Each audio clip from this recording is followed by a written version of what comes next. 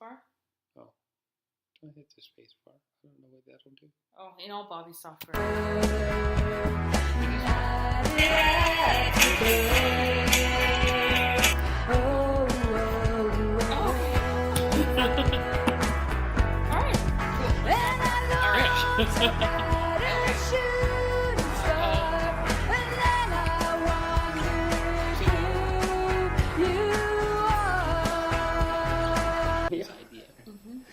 Okay.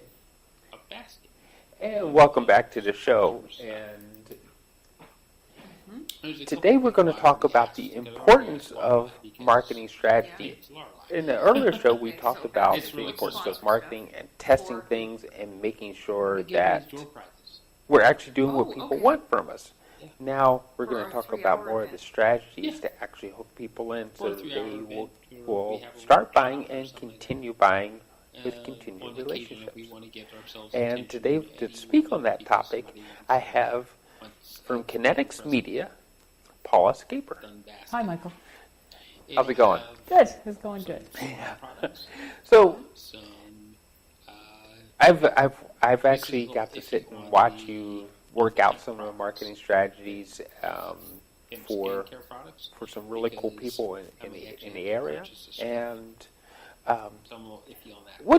what makes strategy more important than the tactics? Like people have these little quirky tactics that they pull off. What makes the strategy more important? Have you ever been in a canoe? Yeah. All right. Do you remember when you were first learning? Yeah, I went in the circles and it could go straight. So the tactic of a canoe is to take the paddle, put it in the water, and row. Right. But anybody who's ever been canoeing, you imagine just a bunch of grade 2 students learning first time. You put them in that boat. They're all throwing their paddles in the water, but they're going in different directions. They're not at the same time. They're not on the right side of the boat. And what happens? You go in circles and you get nowhere. The same thing happens with our marketing tactics. So we can be doing the right things, but if we don't have all the paddles in the boat rowing in the same direction at the same rhythm at the same time, we're going nowhere. And a lot of small businesses, that's what happens. They have somebody doing SEO. They have somebody else doing social media. They've got somebody else doing email. They've got somebody else doing ads and print. And none of those people are talking to each other. Even worse, none of those people often are talking to the owner of the business about what they need to achieve with whatever marketing program that they're delivering. And so we get hung up on things like vanity metrics. How many likes did I get? How many thumbs up did I get on Facebook? How many, followers do I have? Those are all vanity metrics that do absolutely nothing to move the bottom line for the business owner. So if my likes don't cause my bottom line to look good or be what it's supposed to be, then what does? It's about having the right audience. So you can have 100,000 people on your list, and if your list is your product is I'm trying to sell ice makers. Mm-hmm. Well, if 99 out of those 100,000 people that are on your list happen to live in Tuktoyaktuk, they're not real worried about making ice. So they don't need an ice maker. It's really about targeting the audience that has a need for what you offer, has the money to pay for what you offer, and values it enough that they're willing to part with their money because of the benefits of what you offer. And so it comes down to targeting and effectively targeting that group of people. And your strategy is what makes sure that when you go out to execute your tactics, that you're going out with the message that is going to reach the right person. Okay. So I like how you tackled that little adage that is our expert sales team can sell ice to an Eskimo. One, that I'm assuming that would be very short term, and two, would be ineffective because they were tackling the totally wrong audience. It could be. It absolutely could be. I mean, we could go a million ways with the ice to an Eskimo. If we've got global warming, what's the quality of the water? If we wanted to sell ice to somebody who was up north, we would go about it in a very different way than if we wanted to sell ice to somebody who's living in Arizona in the middle of the desert, right? Mm-hmm. They have different needs. They have different perceptions. They have different environments. And so what we do when we're developing strategy with a client, the first thing is to really understand who their customer is. We understand their product, and then we want to understand who their customer is and find out where the fit is between the customer and the product. And that's why you can have two companies that sell essentially the same thing, but to very different audiences. Cars are a great way to think about this, right? Some people are Lexus people. Some people are BMW people. Some people are Volkswagen Golf people, right? And what differentiates you in terms of the vehicle that you drive has nothing to do with the utility of the car. Right. I remember my economics professor, my first year at university, used vehicles as a way of describing economics to us and how economics impacts the overall health of the economy and the segmentation. Mm-hmm. And the difference that perceived value has economically between two different products. When you come right down to it, all a car is 4 tires on an axle attached to an engine. And the sole purpose of a car is to get you from point A to point B faster than if you were walking or riding your bike. That is what a car does for you. That's pretty interesting because the car was actually created. A husband created the car for his wife so she could get from point A to point B faster, easier, and cleaner. There you go. And that's what a car and does. the car still does that till today, right? Right.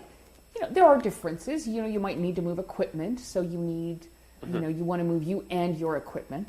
But in any type of vehicle, really, there is a huge range. You could buy a used Taurus for $2,000 for your family car. You could buy, a Porsche Cayenne, and that could be your family car. Mm-hmm. What makes those different? What makes those unique, right? It's not the utility of the product. It's other things about the product that have been crafted specifically to appeal to a very specific segment of the market. Right. Right? Those are the soft benefits. The soft benefits of whatever it is. And that is typically what we buy. We buy emotionally. Welcome to Depictions Media's Happiness Radio. Happiness Radio is Depictions Media version of the infomercial. The infomercial is a radio show designed specifically to promote your product and services. Happiness Radio is a 20-minute structured interview. The structure is designed to hype your product and services. We are actually going to record specific things around what it is that caused you to build your product, what inspired you in the community, and we're going to speak about specific features that your product has that solves problems for people in our community. We will record this interview with you or your spokesperson around the product and features. We will record the story and why it was created, and we're going to mix in testimonials of people who are absolutely thrilled with how your product works.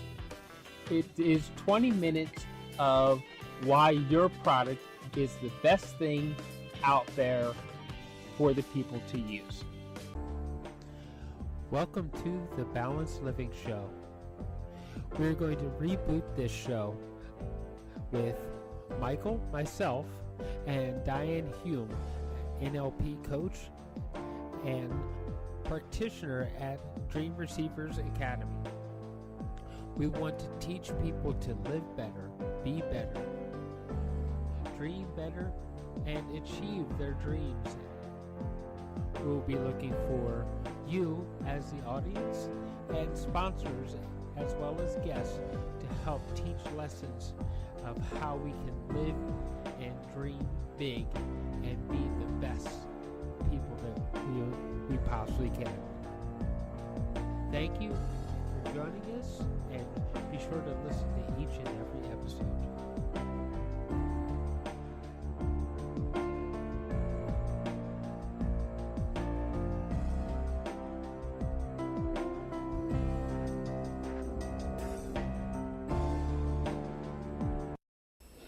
So the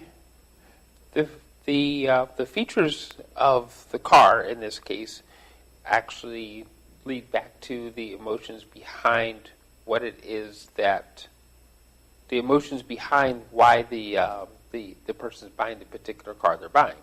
Is that right? Absolutely. So that applies to any product that we're buying. Yeah, absolutely. Every product that we buy, we make decisions emotionally as human beings, and we all do. We absolutely all do.